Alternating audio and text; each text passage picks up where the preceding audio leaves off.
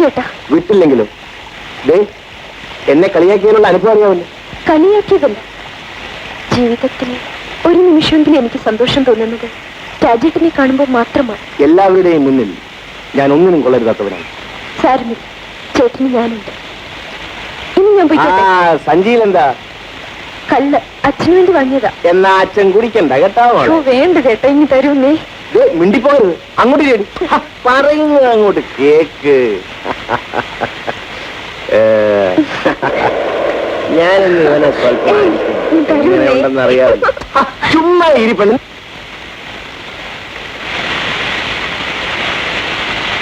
ഞാനിത് കുടിക്കട്ടെ.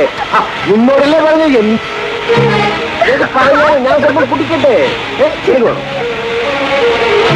ഇവനെയാണോ ഞാൻ വീട്ടിലേക്ക് വിളിച്ചുകൊണ്ട് പോകേണ്ടത്? ഇന്നലെ വരെ തല്ലുകൂടി നടന്നു എന്നേ കേട്ടിട്ടുണ്ട്. ഇന്ന് കള്ളും പെണ്ണുമായി. ഇങ്ങനൊരു മകൻ ഇല്ലെന്ന് വെക്കുകയാണ് നല്ലത്.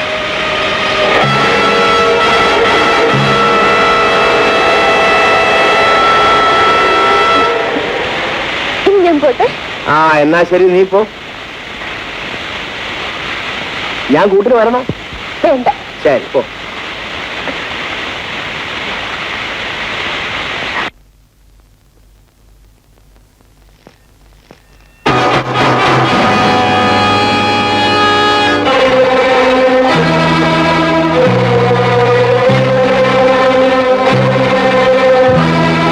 ഹൈക്കോടതിയും എന്റെ ശിക്ഷ ശരിവെക്കുമെന്നാണ് ഞാൻ പ്രതീക്ഷിച്ചത്. ഞങ്ങളും അങ്ങനെയാണ് വിചാരിച്ചത്. പക്ഷെ അങ്ങക്ക് വേണ്ടപ്പെട്ട ഒരാൾ ആത്മാർത്ഥമായി സഹായിച്ചുകൊണ്ടാണ് സമർത്ഥരായ വക്കീലന്മാരെ കിട്ടിയതും കേസ് നമ്മൾ ജയിച്ചതും. എല്ലാം ഞാൻ അറിഞ്ഞു. എന്നാ നമുക്ക് പോവാം സാർ. വരൂ.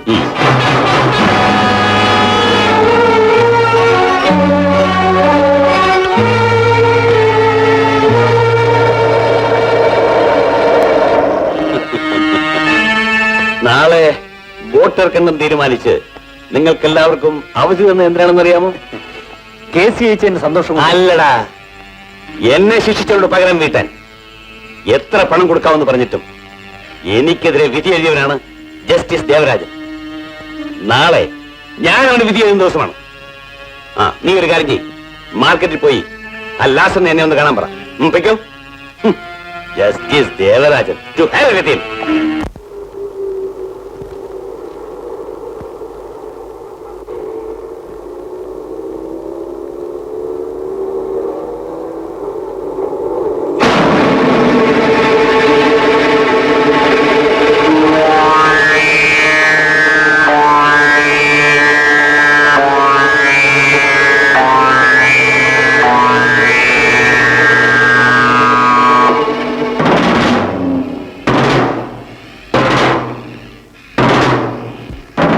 ജഡ്ജിമാൻ എങ്ങോട്ടാ?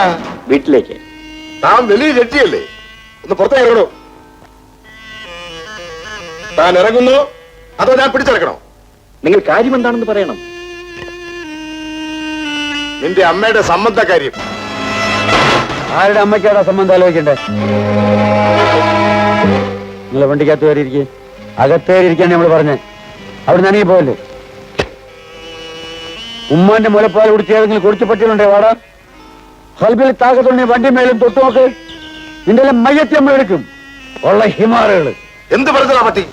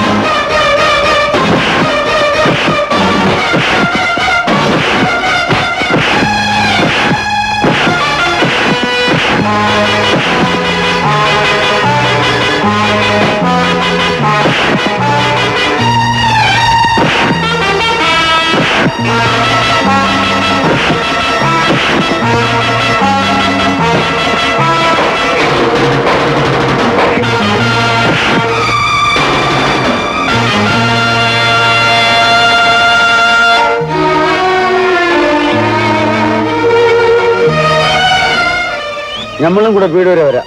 വേണ്ട മൈതി, നീ എന്നെ കാറിൽ നിന്ന് ഇറങ്ങാൻ സമ്മതിക്കാത്തതിൽ മാത്രമേ ഉള്ളൂ എനിക്ക് വിഷമം. നമ്മളൊക്കെ ഉയരോടെ ഇരിക്കുമ്പോൾ അത് വേണ്ട. നിന്റെ പണ്ടത്തെ കാലമായിരുന്നെങ്കിൽ നിന്നെ ഇറക്കി വിടായിരുന്നു. പക്ഷേ ഇന്ന് നീ ഒരു ജഡ്ജിയാണ്. പബ്ലിക് റോഡ് വെച്ച് റൗഡികളോട് തല്ലുകൂടുന്നത് നിന്റെ അന്തസ്സിന് പറ്റിയതല്ല. എനിക്കിതുപോലെ പല അനുഭവങ്ങളും ഉണ്ടായിട്ടുണ്ട്.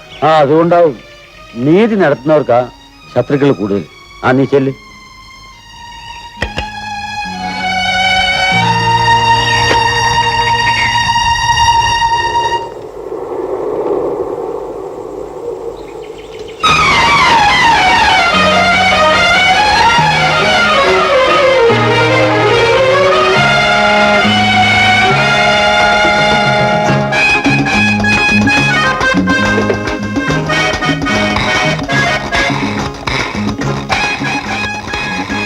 ഹലോ, റസിയാണ്.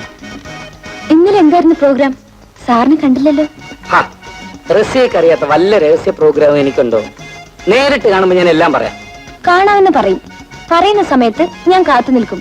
പക്ഷേ ആരെ കാണാനാ? ഞാനൊരു ഡോക്ടറാണെന്നുള്ള കാര്യം മറന്നാണ് സംസാരിക്കുന്നത്. കൂടുതൽ ഡോക്ടർ ചമഞ്ഞാലേ ഞാൻ നേരിട്ട് വീട്ടിൽ വരും. അയ്യോ, ഇപ്പൊ വേണ്ട. കല്യാണത്തിന് മുമ്പ് നീ എന്റെ വീട്ടിൽ താമസിക്കാൻ വന്നാലേ നിന്റെ വാപ്പ എന്നെ അറസ്റ്റ് ചെയ്ത് പോലീസ് സ്റ്റേഷനിലാക്കും. എന്റെ വാപ്പ നിന്റെ വാപ്പായ എടുത്തിട്ട് ഇടിക്കും. ഹലോ ഹലോ, എന്താ സംസാരിക്കാത്തത്? രാവിലെ ടെറാമൈസും കൊടുക്കാൻ പറഞ്ഞിട്ട് കൊടുത്തില്ലേ? ടെറാമസിനോ?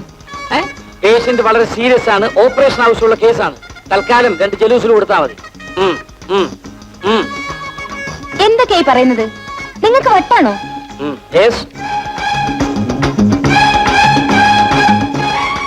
വട്ടേ നിന്റെ വാപ്പയ്ക്ക. ദേ, എന്റെ വാപ്പയ്ക്ക് പറഞ്ഞാലുണ്ടല്ലോ. ഇടി മണ്ടി, ഞാൻ സംസാരിച്ചല്ലേ എന്റെ വാപ്പ കേട്ടത് കൊണ്ടല്ലേ വാപ്പയെ പറ്റിക്കാൻ ഞാൻ മാറ്റർ മാറ്റിയത്. ശരി, വൈകിട്ട് കാണാം.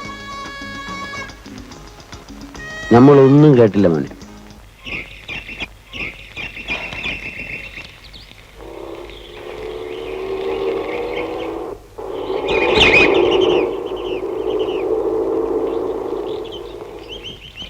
വട കയറ്.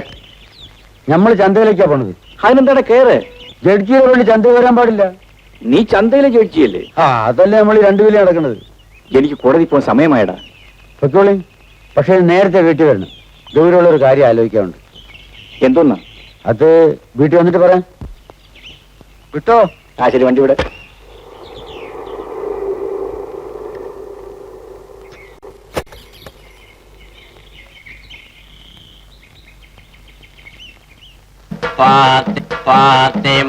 മാതാവിൻ മരപ്രതിമ.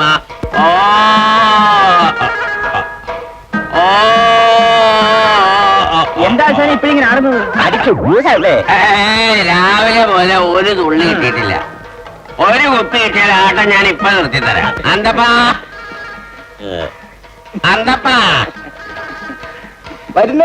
ഒന്നിങ്ങോട്ട് കൊണ്ടുവരാ. എടാ വെടക്കോര, ഒന്നിങ്ങോട്ട് കൊണ്ടുവരാൻ. മനുഷ്യന്റെ കാല് തന്നെ തുറക്കും. ആശാനെ, ഇത് കുടി ആശാനെ. ഞാൻ 2 കുപ്പി പിടിപ്പിച്ചു.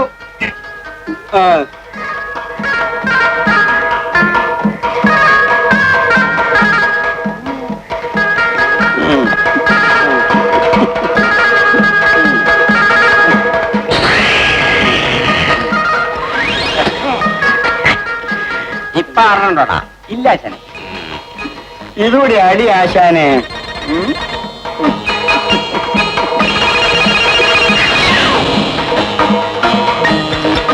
എന്താണ് ഞാൻ ഈ മാർഗല്ലാരണ്ടാ? എല്ലാവരും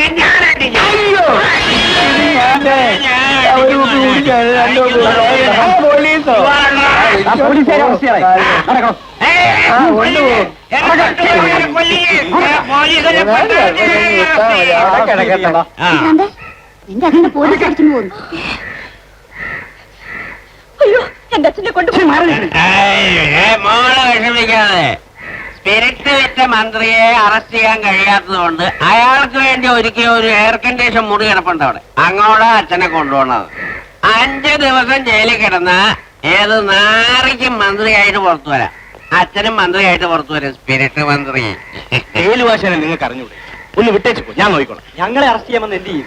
എല്ലാം വെള്ളത്തിന് പുറത്താ.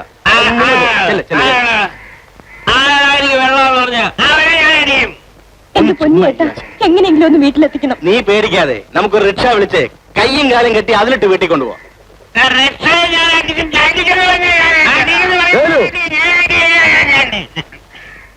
എന്താണ് അവിടെ ചുമ്മാതാ വീട്ടില് പോയിക്കൊണ്ടിരിക്കാനുള്ള രാജാ. മേലാൽ അവൻ ജോലി ചെയ്യുന്ന കാശ് അവന്റെ കൊടുക്കില്ലേ? ആ പാവപ്പെട്ട പെണ്ണിനെ കൊടുക്കണം. അത്രേ ഉള്ളൂ. വാ.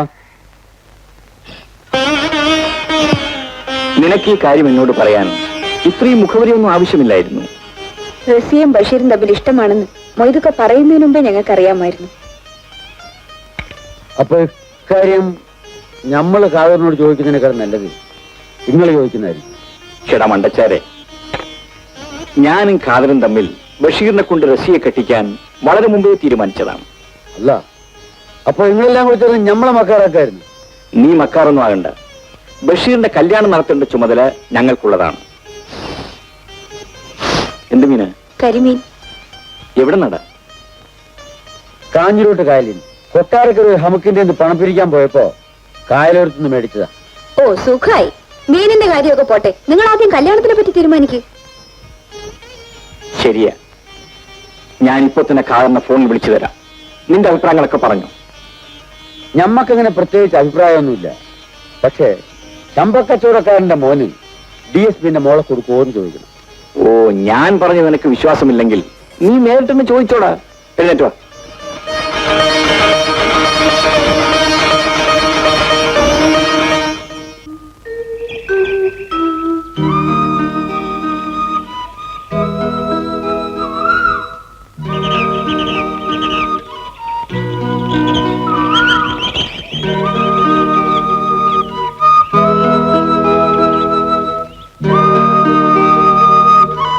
വാപ്പാ, വാപ്പാ.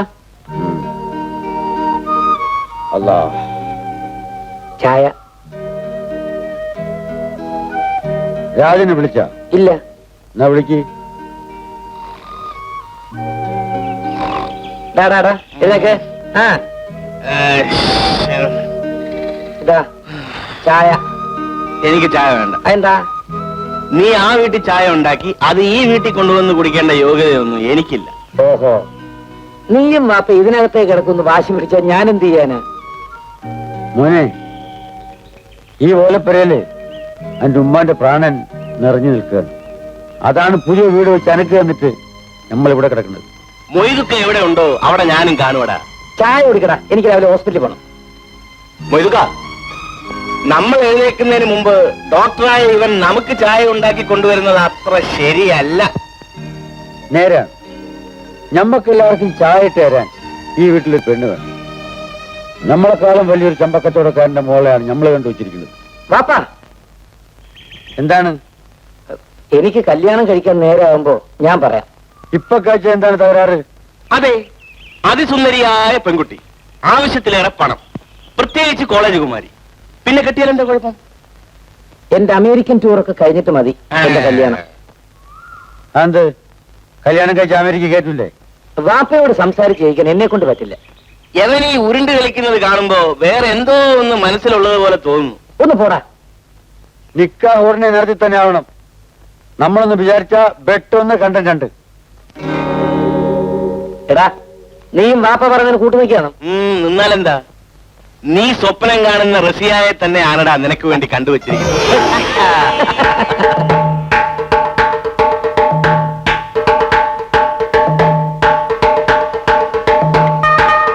നിക്കാ ഉറപ്പിച്ച് ചായ കുടിയും കഴിഞ്ഞു. പക്ഷേങ്കി ദിവസം കുറിച്ചില്ല. മൊയ്തു തന്നെ പറയൂ. നമ്മൾ എഴുത്ത് വായനയൊന്നും അറിയാൻ പാടില്ലാത്തല്ലേ, നീ തന്നെ പറ. എന്നാൽ ഖാദർ പറഞ്ഞേക്ക്. സെപ്റ്റംബർ 15 ഒരു നല്ല ദിവസമാണ്. സെപ്റ്റംബർ 15 ചിങ്ങം കഴിഞ്ഞ് കനി കൊടുക്കുന്നതിന് മുമ്പ്. നല്ല ദിവസം. എല്ലാരും കൂടെ ഇരുന്ന് ഇങ്ങനെ കല്യാണ തീയതി നിശ്ചയിച്ചാൽ മാത്രം പോരാ, അതിനു മുമ്പ് നടത്തേണ്ട ഒരു ചടങ്ങുണ്ടല്ലോ. പെങ്ങള് പറഞ്ഞ് ഞമ്മക്ക് ഇവിടെ കിട്ടി. എന്നാ ബഷീറിന്റെ ഉമ്മയുടെ സ്ഥാനത്ത് നിന്നുകൊണ്ട് ഞാൻ ആ ചടങ്ങ് നടത്താൻ പോവാണ്.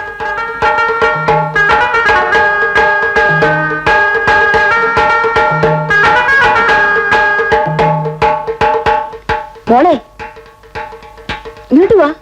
എഴുന്നേക്കടാ. എണീക്ക് മോനെ.